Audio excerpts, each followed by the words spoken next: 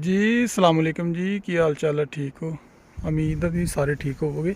ਸ਼ਾਮ ਦਾ ਟਾਈਮ ਹੈ ਜੀ ਤੇ ਤੁਹਾਨੂੰ ਕੋਰੀਆ ਦਾ ਖੂਬਸੂਰਤ ਨਜ਼ਾਰਾ ਚੈੱਕ ਕਰਾਈਏ।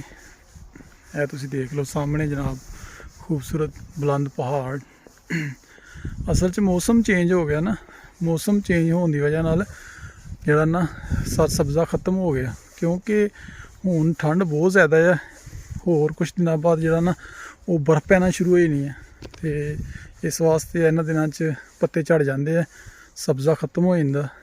ਠੀਕ ਹੈ, ਪਹਾੜ ਤੁਹਾਨੂੰ ਨਜ਼ਰ ਆ ਰਹੇ ਆ, ਅਜੇ ਥੋੜ੍ਹੇ ਸਬਜ਼ ਹੈਗੇ ਆ, ਬਾਅਦ 'ਚ ਬਿਲਕੁਲ ਜਿਹੜਾ ਨਾ ਇਹ ਸਬਜ਼ਾ ਖਤਮ ਹੋ ਜਾਣਾ, ਸੁੱਕ ਜਾਣੀ ਹਰ ਚੀਜ਼। ਇਹ ਤੁਸੀਂ ਦੇਖ ਲਿਆ ਵੀ ਕਿਸੇ ਦਾ ਪਲਾਟ ਹੈਗਾ ਇੱਥੇ। ਠੀਕ ਹੈ, ਰੋਡ ਤੁਸੀਂ ਦੇਖੋਗੇ ਤੁਹਾਨੂੰ ਖੂਬਸੂਰਤ ਮਿਲਣਗੇ। ਇਹ ਜਨਾਬ ਗੱਡੀਆਂ ਖਲੋਤੀਆਂ ਲੋਕਾਂ ਦੀਆਂ ਬਾਹਰ। ਠੀਕ ਹੈ, ਇਹ ਦੇਖ ਲਓ।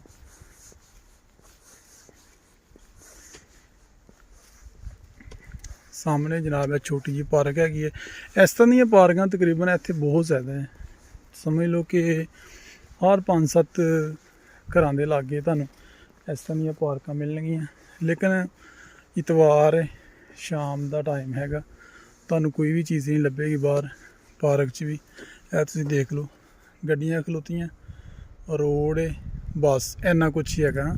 ਪਿੰਡ ਹੈ ਨਾ ਅਸਲ 'ਚ, ਲੋਕ ਇੱਥੇ ਬੁੱਢੇ ਸਿਆਣੇ ਲੋਕ ਰਹਿੰਦੇ ਆ। ਠੀਕ ਹੈ ਨਾ, ਉਹ ਵਿਚਾਰੇ ਸਾਰਾ ਦਿਨ ਆਪਣਾ ਕੰਮ ਧੰਦਾ ਕੋਈ ਜ਼ਮੀਨ ਦਾ ਕਰਕੇ ਤੇ ਸੁੱਤੇ ਰਹਿੰਦੇ ਆ। ਇਹ ਪਾਰਕ 'ਚ ਵੀ ਦੇਖ ਲਓ ਕੋਈ ਰਸ਼ ਨਹੀਂ ਹੈਗਾ।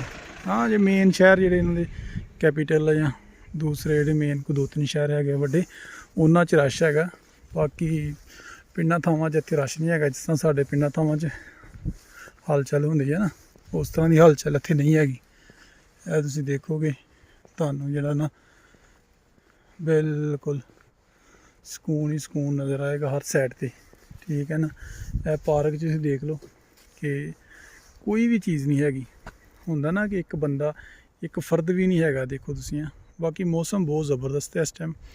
ਅੱਜ ਕੋਈ ਸਰਦੀ ਥੋੜ੍ਹੀ ਘੱਟ ਹੈਗੀ ਹੈ, ਵੈਸੇ ਸਰਦੀ ਜਿਹੜੀ ਹੈ ਨਾ ਹੁਣ ਵੱਧ ਗਈ ਦੀ ਹੈ, ਕਾਫੀ ਜ਼ਿਆਦਾ ਸਰਦੀ ਹੋ ਗਈ ਹੈ। ਅਤੇ ਅੱਜ ਕੋ ਮੌਸਮ ਥੋੜ੍ਹਾ ਧੁੱਪ ਛੁੱਪ ਲੱਗੀ ਸੀ ਦਿਨ ਨੂੰ ਚੰਗੀ, ਅਤੇ ਸ਼ਾਮ ਨੂੰ ਜਿਹੜਾ ਨਾ ਮੌਸਮ ਹੋਇਆ ਹਾਲੇ ਤੱਕ ਠੀਕ ਹੈਗਾ।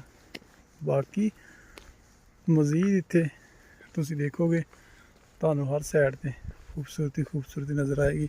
ਇਹ ਕੋ ਵੇਖ ਲਓ ਸੋਫਾ ਬਾਹਰ ਰੱਖ ਗਿਆ, ਆਉਣਾ ਗੱਡੀ ਵਾਲਿਆਂ ਚੁੱਕ ਕੇ ਲੈ ਜਾਣਾ। ਠੀਕ ਹੈ, ਕੋਈ ਜ਼ਰੂਰਤ ਨਹੀਂ ਕਿਸੇ ਨੂੰ ਵੀ ਹੈ। ਇਹ ਦੇਖ ਲਓ ਬਿਲਕੁਲ ਨਿਊ ਹੈਗਾ। ਇਸ ਤਰ੍ਹਾਂ ਹੀ ਹਰ ਚੀਜ਼ਾਂ ਜਿਹੜੀਆਂ ਇੱਥੇ, ਕੋਈ ਵੀ ਇੰਨੀ ਚੀਜ਼ਾਂ ਦੀ ਕਦਰ ਨਹੀਂ ਹੈਗੀ। ਠੀਕ ਹੈ ਜੀ, ਇਰਦ ਗਿਰਦ ਵੀ ਚੈੱਕ ਕਰ ਲਓ ਜੀ।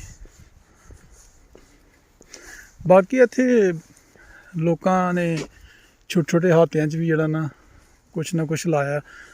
ਜਿੰਨਾ ਵੀ ਮਿਲੇ, ਅੱਧਾ ਮਰਲਾ ਜਗ੍ਹਾ ਮਿਲੇ, 4 ਫੁੱਟ ਜਗ੍ਹਾ ਮਿਲਿਆ, ਵੇਖੋ ਇਹਨਾਂ ਨੇ ਕਿਸੇ ਨੇ ਪਿਆਜ਼ ਜਾਂ ਥੋਮ ਲਾਤੇ ਦਾ, ਬੰਦ ਗੋਭੀ ਲਾਤੀ ਹੈ। ਇਸ ਤਰ੍ਹਾਂ ਇਹ ਨਾ ਬੜੀ ਮਿਹਨਤੀ ਕੌਮ ਹੈਗੀ ਹੈ, ਕੋਈ ਨਾ ਕੋਈ ਚੱਕਰ ਕਰਦੀ ਰਹਿੰਦੀ ਆ। ਇਹ ਦੇਖੋ ਥੋੜ੍ਹੇ ਹਾਤਿਆਂ 'ਚ ਵੀ ਇਹਨਾਂ ਨੇ ਚੀਜ਼ਾਂ ਲਾਈਆਂ। ਇਹ ਪੈਲੀ ਨੂੰ ਨਾ ਖਾਲੀ ਨਹੀਂ ਛੱਡਦੇ ਆ। ਠੀਕ ਹੈ ਨਾ, 5 ਫੁੱਟ ਜਗ੍ਹਾ ਹੈ ਤੇ 5 ਫੁੱਟ ਜਗ੍ਹਾ 'ਚ ਵੀ ਇਹਨਾਂ ਨੇ ਕੋਈ ਨਾ ਕੋਈ ਚੀਜ਼ ਜਿਹੜੀ ਹੈ ਨਾ ਲਾਈ ਹੋਏਗੀ। ਥੋਮ, ਪਿਆਜ਼, ਕੋਈ ਮਿਰਚਾਂ ਐਰਾ ਵਗੈਰਾ ਜੋ ਵੀ ਹੋਏ ਆ।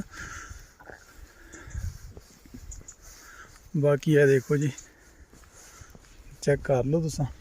ਠੀਕ ਹੈ ਜੀ, ਘਰ ਲੋਕਾਂ ਦੇ ਇਹ ਵੀ ਕਿਸੇ ਨੇ ਚਾਰਾ ਜਿਹੜਾ ਨਾ ਉਹ ਲਾਏ ਦਾ ਹੈ। ਇਹ ਮੈਨੂੰ ਲੱਗਦਾ ਹੈ ਕਿ ਸਾਲ 'ਚ ਕੋਈ 5-6 ਦਫਾ ਫਸਲ ਲੈ ਲੈਂਦਾ।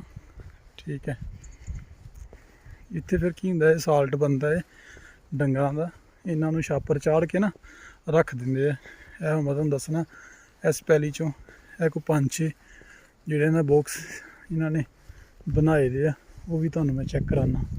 ਇਹ ਤੁਸੀਂ ਦੇਖੋਗੇ ਨਾ, ਇਹ ਦੇਖੋ 4 ਤੇ 3 7 ਇਹਨਾਂ ਨੇ ਜਿਹੜੇ ਨਾ ਪੈਲਟ ਬਣਾ ਕੇ ਰੱਖੇ ਦੇ ਆ ਐਸੇ ਪੈਲੀ ਵਿੱਚੋਂ।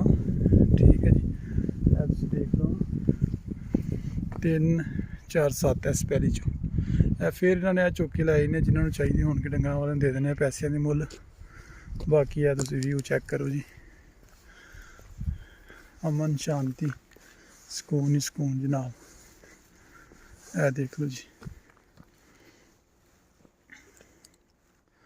ਓਕੇ ਹੋ ਗਿਆ ਜੀ, ਆਪਣਾ ਖਿਆਲ ਰੱਖਿਓ ਜੀ। ਅੱਲਾ ਹਾਫਿਜ਼।